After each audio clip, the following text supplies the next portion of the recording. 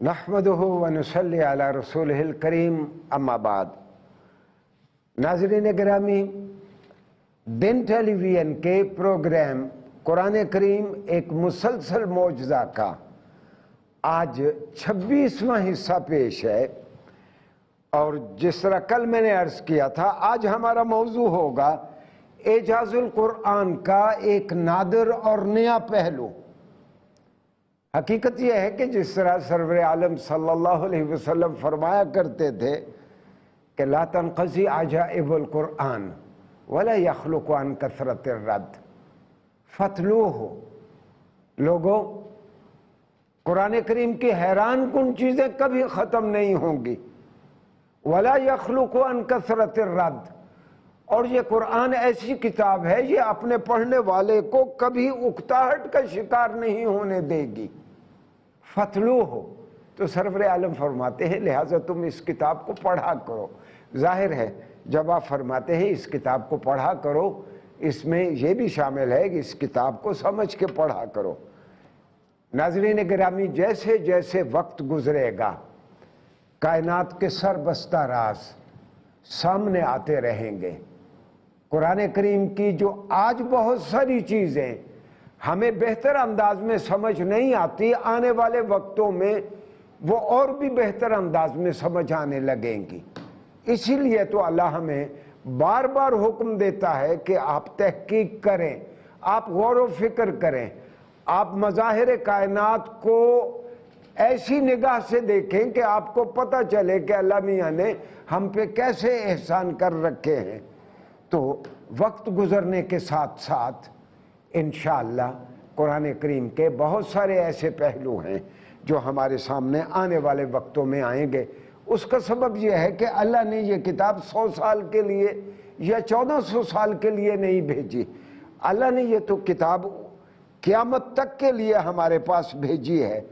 आज जो हमारा मौजू है वो दरअसल दौर हाजिर में लिसानियात के मैदान में जो काम हुआ उससे कुरान का एक नया पहलू सामने आया है। इसको अंग्रेजी में सिमेंटिक एक्सटेंशन और अरबी में इसको अत्ततव्वुर अद्दलाली कहते हैं। अत्ततव्वुर अद्दलाली या सिमेंटिक एक्सटेंशन से मुराद ये है कि दुनिया की जितनी ज़ुबानें हैं, मसलन मैंने अर्ज़ किया था दुनिया में 6500 ज़ुबानें हैं, जिनमें से कम व बेश 4000 ज़ुबानें मर रही हैं और इनमें से 2500 ज़ुबानें ऐसी हैं जो इस वक्त दुनिया में अफराद मुआशरा के माबैन राब्ते का काम देती हैं।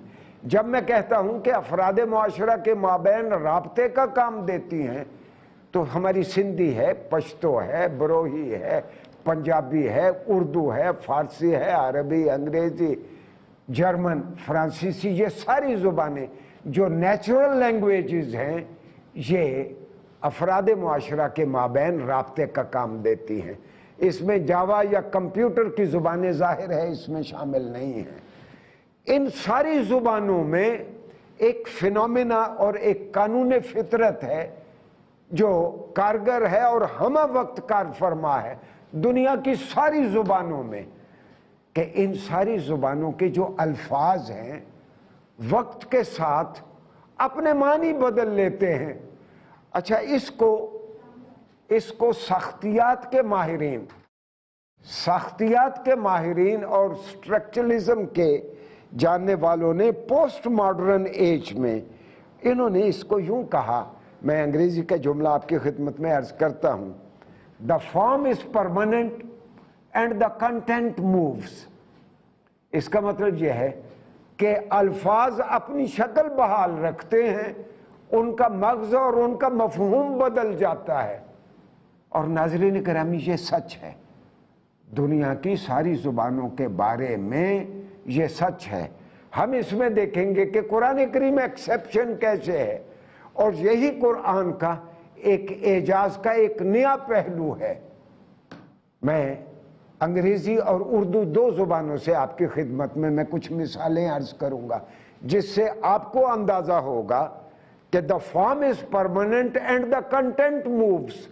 लफ्ज़ वही रहता है, उसका माना बदल जाता है। मिसाल के तौर पर ये जे पामर है, मैं अपनी जानिब से कोई बात नहीं कहूँगा, जे पामर बहुत बड़ा माहिर लिसानियात है। 1970 में मुझे याद पड़ता है इसकी किताब लंदन से शाया हुई। किताब का नाम था सीमेंटिक्स, यानी इल्म मानी कह ले या मानवियात कह ले, सीमेंटिक्स का उर्दू वाले कई तर्जुमा करते हैं कि लफ्ज़ और माने का बाहम क्या ताल्लुक़ है उसके बारे में। सीमेंटिक्स इसकी किताब का नाम है। तो ये जे पामर लिखता है कि 300-350 साल पहले ये लफ्ज़ नाइस, NICE, नाइस, नाइस अंग्रेजी में और अंग्रेजी कल्चर में नहायत भद्दी गाली था। यानी ये एक ऐसी गाली था कि अगर आप किसी की बेटी को, किसी की मां को, बहन को अगर आप नाइस कह देते तो वो लाठियां भाले लेके आपके सामने आ खड़े होते कि तुम होते कौन हो हमारी बच्ची को नाइस कहने वाले। गुज़श्ता 300 साल के सफर में अंग्रेजी में नाइस का माना अपसाइड डाउन, यानी बिल्कुल नेगेटिव से वो पॉजिटिव हो गया। और आज हम किसी बच्ची को, किसी स्टूडेंट को कहें यू आर नाइस लेडी, वो आगे से कहती है थैंक यू सर। तो नाज़रीन गिरामी, ये देखें कि वर्ड मीनिंग रिलेशनशिप, लफ्ज़ और माने का जो बाहम ताल्लुक है वो अमर नहीं है दुनिया की ज़ुबानों में। लफ्ज़ और माने का ताल्लुक हमेशा वो बदलता रहा, वो फ्लूइड रहा, वो कभी जामिद व साकित नहीं हो सका। मैं एक और बहुत बड़ी मिसाल मेरे सामने, मिसाल के तौर पर किंग जेम्स की बाइबल है, उसका वर्षन 1611 ईस्वी का, 1611 ईस्वी का। फिर मेरे सामने वर्षन है किंग जेम्स की बाइबल। किंग जेम्स की बाइबल सबसे सच्ची बाइबल, सबसे ऑथेंटिक बाइबल पूरी मसीही दुनिया में मानी जाती है। मेरे सामने उसका एक और वर्षन है 1901 का। फिर मेरे सामने उसका एक और वर्षन है 1952 का, 1952 का वर्षन। ये जो 52 का वर्षन है किंग जेम्स का, होली बाइबल का, ये आप निकाल कर देखें तो इसके प्रीफेस में लिखा हुआ है कि गुज़श्ता कुछ दहाइयों में लफ्ज़ों ने अपने मानी बदल लिए हैं। एंड एटलीस्ट ये, यानी पिछली इशात के बारे में वो पब्लिशर कहता है, at least more than 300 words have substantially changed their meanings, यानी कुछ जौहरी फर्क वकूफ़ पज़ीर हुआ है बाइबल के लफ्ज़ों में। 300 से ज़्यादा अल्फाज ने अपने मानी बदल लिए, लिहाजा हमने पुराने मानी बहाल रखने के लिए ये 300 से कुछ ऊपर अल्फाज हमने बदल दिए हैं।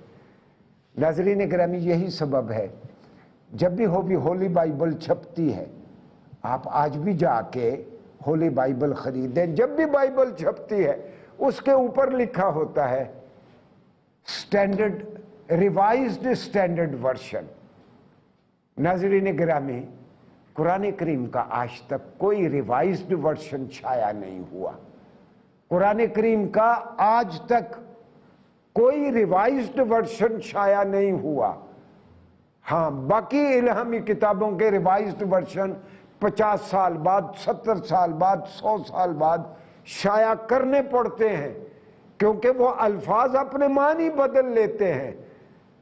ये अंग्रेजी की बहुत सारी मिसालें शायद आपको अच्छी तरह समझ ना आई हो। मैं उर्दू ज़ुबान से आपको कुछ मिसालें अर्ज करता हूँ। उर्दू की तो उम्र अभी, वो जिस तरह मुहावरे में कहते हैं कि जुमा जुमा 8 दिन, अभी ये ज़ुबानों की उम्रें दरअसल 200 साल, 300 साल वो पलक झपकने में वो गुजर जाते हैं। आप हैरान होंगे, 1802 में गिलक्रिस्ट ने फोर्ट विलियम ओरिएंटल कॉलेज में मीर अमन की किताब बागो बहार शाया की। अच्छा, प्लॉट ऐसा है बागो बहार का کہ عفت معاب بہت پاکباز عورتیں باہم بیٹھی، وہ محو گفتگو تھی۔ تو میر امن ان کے بارے میں لکھتا ہے، میں معذرت خواہ ہوں، یہاں ایک دو لفظ ایسے جو آج کل بہت اچھے معنی نہیں دیتے، وہ مجھے استعمال کرنے ہوں گے آپ کو سمجھانے کے لیے۔ میر امن لکھتا ہے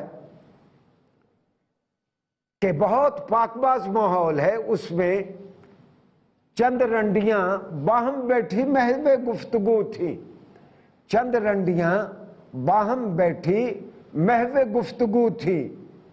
آپ حیران ہوں گے 1802 میں، یعنی آج سے 216 سال پہلے چھپنے والی کتاب میں یہ لفظ بیوی کے لیے، بہت پاکباز عورت کے لیے استعمال ہوتا تھا۔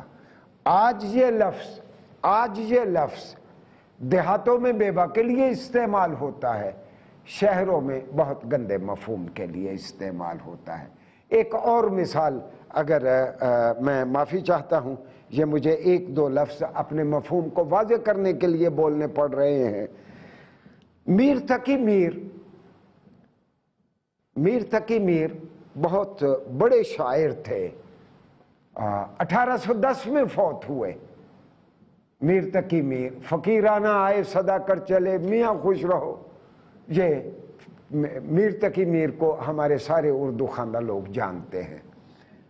ہمارے ایک بہت بڑے شاعر تھے ناصر کاظمی، جن کا مشہور شعر تھا کہ دل تو تیرا اداس ہے ناصر، شہر کیوں سائیں سائیں کرتا ہے۔ ناظرین گرامی، اسی ناصر کاظمی نے انتخاب میر کے نام سے ایک چھوٹی سی کتاب شائع کی۔ اس میں انہوں نے میر کی ایک نظم شائع کی، حجب در خانہ خود۔ میر غریب آدمی تھے اور ان کا اپنا گھر شدید بارشوں میں زمین بوس ہو گیا، چھت گر گئی، اور وہ اپنے زمین بوس گھر کو دیکھ کے تو میر کہتے ہیں، یعنی یہ میر کی اپنی نظم ہے، حجب در خانہ خود، اپنے گھر کی وہ حجب کرتے ہیں۔ تو میر کہتے ہیں، میر جی اس طرح سے آتے ہیں، میر جی اس طرح سے آتے ہیں جیسے کنجر کہیں کو جاتے ہیں۔ آپ حیران ہوں گے، آج سے 200 سال پہلے یہ لفظ اس زمانے میں وہ معنی نہیں دیتا تھا جو آج دیتا ہے۔ اس زمانے میں یہ لفظ خانہ بدوش کے لیے، بے گھر کے لیے، ہوم لیس کے لیے استعمال ہوتا تھا۔ اب میں سمجھتا ہوں کہ بات بہت واضح ہو گئی ہوگی کہ form is permanent and the content moves. لفظ وہی رہتا ہے، اس کا معنی وقت کے ساتھ بدل جاتا ہے۔ مجھے نہیں معلوم کہ یہ لفظ جو پہلے خانہ بدوش کے لیے استعمال ہوتا تھا آج کسی اور طبقے کے لیے استعمال ہوتا ہے۔ بہت ممکن ہے 50 سال بعد کسی اور طبقے کے لیے استعمال ہونے لگے۔ ناظرین گرامی، آپ حیران ہوں گے کہ ایک زمانہ تھا جب مہتر کے لیے لوگ بادشاہ کے پاس بھاگے بھاگے جاتے تھے۔ صوبے دار کے لیے صوبے دار گورنر کو کہتے تھے۔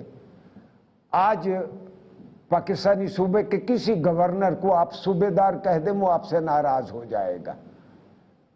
آج گورنر صوبے دار کہلانا پسند نہیں کرتا۔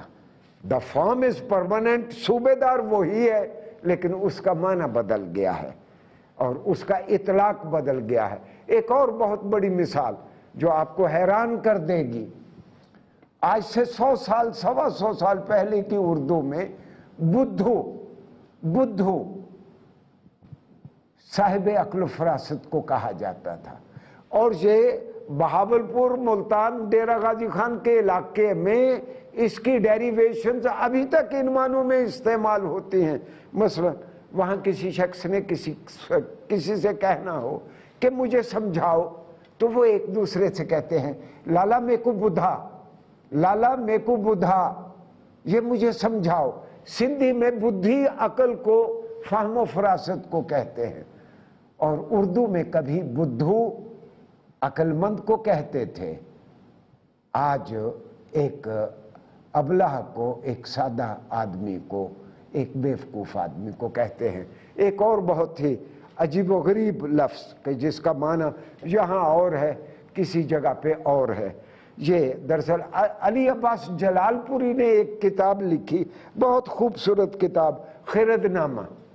خرد نامے میں وہ تذکرہ کرتے ہیں کہ یہ جنوبی ہندوستان میں بھی اردو بولی جاتی ہے، یہاں تو آپ چٹکلے چھوڑتے ہیں، چٹکلا ہم لطیفے کے لیے استعمال کرتے ہیں، اور اس جگہ پہ ہندوستان میں چٹکلا، اگر کوئی عورت بیوہ ہو جائے اور اس کو تلاش ہو کہ مجھے کوئی اچھا شوہر مل جائے، اور وہ کسی کو قابو کر لے اور اس سے شادی کر لے، تو ایسے شوہر کو جو کسی بیوہ کے ہتھے چڑھ جائے، وہاں اس کو چٹکلا کہا جاتا ہے۔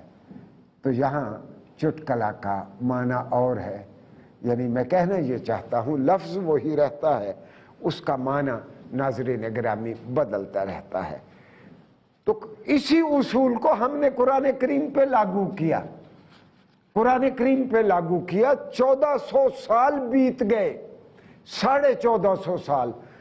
قرآن کا صرف ٹیکسٹ ہی محفوظ نہیں ہے، قرآن کے الفاظ کا اپنے معنی کے ساتھ تعلق بھی محفوظ ہے۔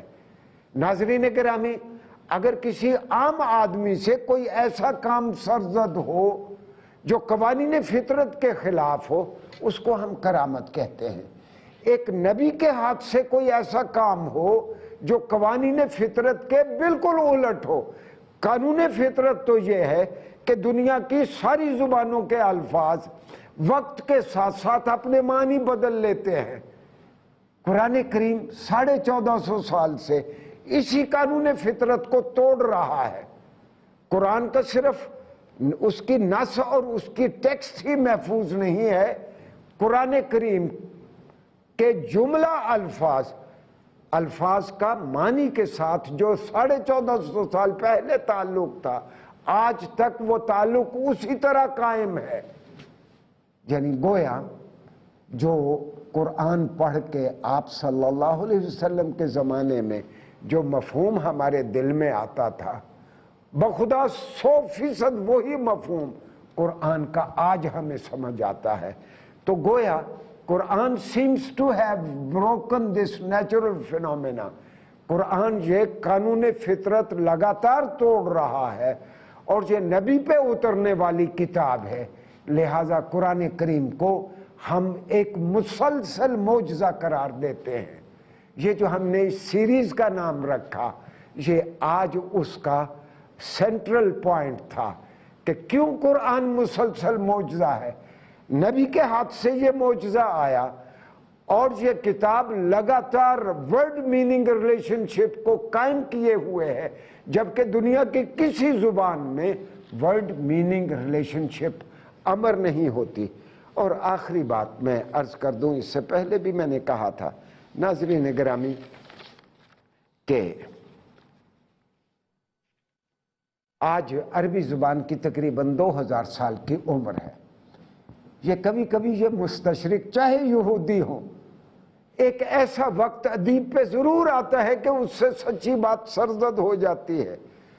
University of Washington D C, Washington D C کی یونیورسٹی ہے، اور وہ آرٹس میں بہت بڑی یونیورسٹی ہے، اور اس کا ایک پروفیسر ہے، اپنے نام سے وہ یہودی لگتا ہے، جیروسلاف، عربی زبان کا استاد ہے۔ عربی زبان کے بارے میں کہ آپ حیران ہوں گے کہ سرور عالم صلی اللہ علیہ وآلہ وسلم کی پیدائش سے 350 250 300 سال پہلے کی تحریریں ہمارے پاس ہیں، وہ بالکل آج کی عربی میں ہیں۔ میں نے عرض کیا تھا عربی میں کوئی کلاسیکل نہیں ہے، کوئی ماڈرن نہیں ہے، وہ آج کی عربی میں ہیں۔ دراصل عربی زبان کو ڈیولپ ہونے کے لیے ایسا ماحول دیا گیا جو کسی اور زبان کو نہیں دیا گیا، وہ اس لیے کہ اللہ تعالیٰ نے اس زبان کو عالمگیر پیغام کا مرکب اور عالمگیر پیغام کا وہیکل بنانا تھا۔ تو یہ جیروسلاف عربی زبان کی پیدائش کے بارے میں کہتا ہے۔ اب اس کو پتا ہے کہ سرور عالم صلی اللہ علیہ وسلم سے بھی 400 سال 300 سال پہلے کی عربی عبارتیں ہمارے پاس ہیں، اور وہ بھی پورے طور پر اپنی رانائی اور حسن کے ساتھ موجود ہیں، بہترین عربی میں ہیں۔ تو وہ کہتا ہے کہ Venus like the Arabic language was born in perfect state of beauty۔ جس طرح یہ وینس محبت اور حسن کا مجسمہ ہے، اس نے حسن کی اوج کمال تک پہنچتے ہوئے کوئی مختلف سٹیجز اس نے عبور نہیں کی۔ تو عربی کے بارے میں کہتا ہے Venus like Arabic language was born in perfect state of beauty۔ ناظرین گرامی، اس پرفیکٹ سٹیٹ آف بیوٹی کا ایک اور مظہر بھی ہے۔ میں نے پچھلے دنوں میں اشارتاً کہا تھا کہ کوٹ مٹھن کے خواجہ فرید ہیں۔ خواجہ فرید جب یہ کہتے ہیں، یہ رحیم یار خان سے قریب ہے کوٹ مٹھن، پنجاب ہی کا حصہ ہے، جنوبی پنجاب کا، تو وہ کہتے ہیں کہ سانول موڑ مہاروے، اے سانول پھر سے ہمارے گھر کا پھیرا ڈالو، پھر سے تم ہمارے پاس آؤ، سامل موڑ مہاروے۔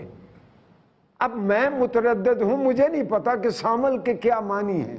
اگر میں نے سامل کے معنی سمجھنے ہیں تو مجھے پھر سرائکی ادب پڑھنا پڑے گا، مجھے خواجہ فرید کو پڑھنا پڑے گا۔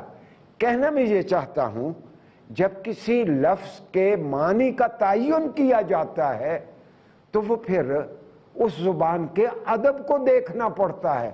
یہی سبب ہے کہ عربی میں کہا گیا الشعر دیوان العرب، عربوں کی پوری زندگی کا ریکارڈ ان کے ادب میں ہے۔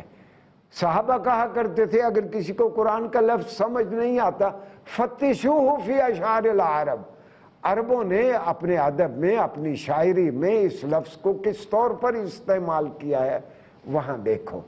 ناظرین گرامی، قرآن کا ایک معجزہ یہ بھی ہے کہ جب بھی عربی کے کسی